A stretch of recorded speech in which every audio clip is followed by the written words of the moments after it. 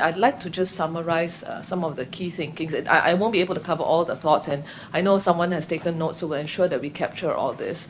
But I would like to just summarize some of the key thinking, and I do appreciate actually how robust the discussion has been.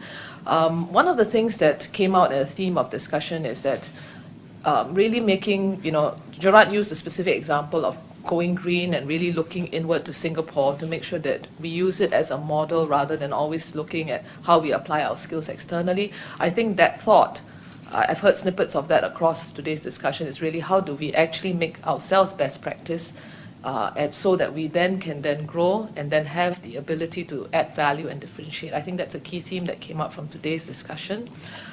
Specifically also, I think that there was a lot of discussion around taking specific measures on helping our companies be more productive, not just Singapore companies, but companies operating here. How do we help us be more productive, really drive innovation to really look at the business models, the processes, innovation, technology, and really how do we get that differentiation of the companies operating here? How do we look at then therefore improving our business performance?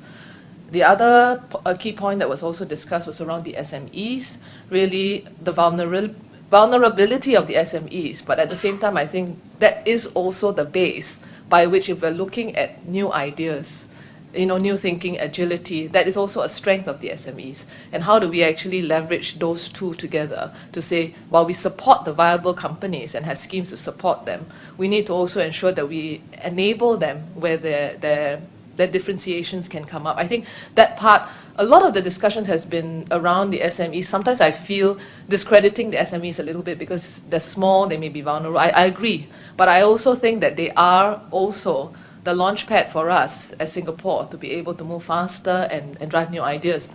The problem for these SMEs or the smaller companies is in order to scale, you need that step change, you need that little leg up. And what is it that we can do for these to enable that? I think that's something we probably have to put our heads together to think through. The fourth area was really around, as we look at funding and expenditure and all that, it's really how do we enable know-how? I think that thought also was, being centered and discussed.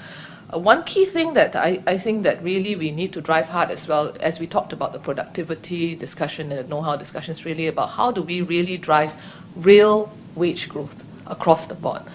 I think there was a lot of discussion about the lower income and of course the middle professional as well as the higher end. How do we actually drive real wage improvements, especially in the first two, the lower and the middle?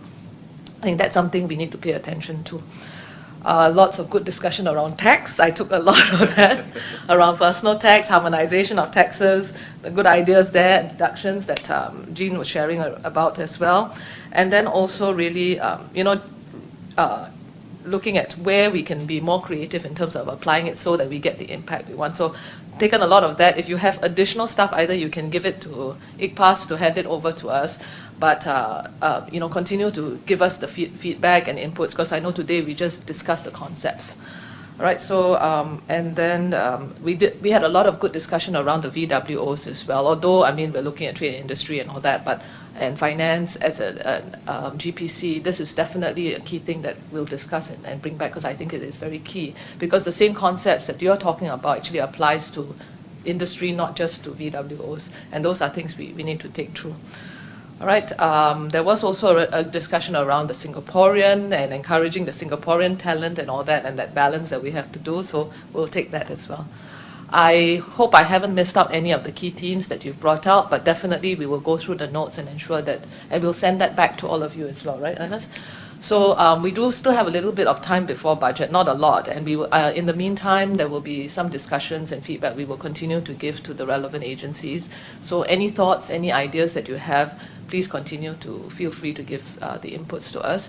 As I've mentioned earlier to you, there are 10 of us in the GPC, so I will give all the feedback that we get from groups like yourselves and all that, I will be giving that to my members as well, because we all have allocated time to speak in Parliament during budget debate, as well as during the Committee of Supplies. So, but I will make sure that these ideas, because they were very good ideas that we discussed today, I will make sure that my members are able to also take some of that. So it will just not be myself or Salak we will make sure that all our members get the ideas that you have surfaced. Some may feel more passionate about it and bring it across in even with more ideas as well.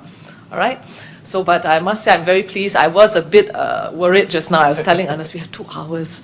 You know, a Singaporean crowd not always willing to give feedback, but I said, let's take a chance, because when we first looked at this, I said, you know, we can all give feedback or give you presentations of what we all already know.